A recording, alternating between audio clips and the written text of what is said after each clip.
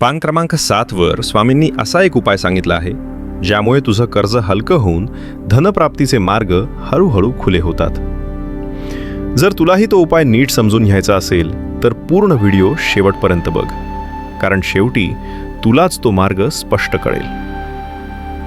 कर्ज वाढत जातं तेव्हा माणूस बाहेरून मजबूत दिसतो, पण आतून पूर्ण तुटत असतो. कुणाकडे हात पसरायची लाज, पैशांची चिंता आणि मनातली भीती, हे सगळं शांतपणे सहन करत राहतोस ना. अशाच अवस्थेत काही लोकांनी स्वामींच्या कृपेने हा मार्ग पाहिला.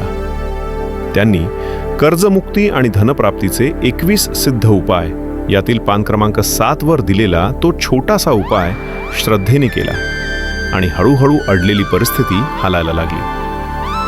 तुलाही वाटत असेल की आता कुणीतरी मार्ग दाखवावा, तर उशीर करू नकोस. खाली डाउनलोड बटनावर क्लिक कर आणि पान क्रमांक 7 स्वतः वाचून बघ. नक्कीच मार्ग भेटेल. श्री स्वामी समर्थ.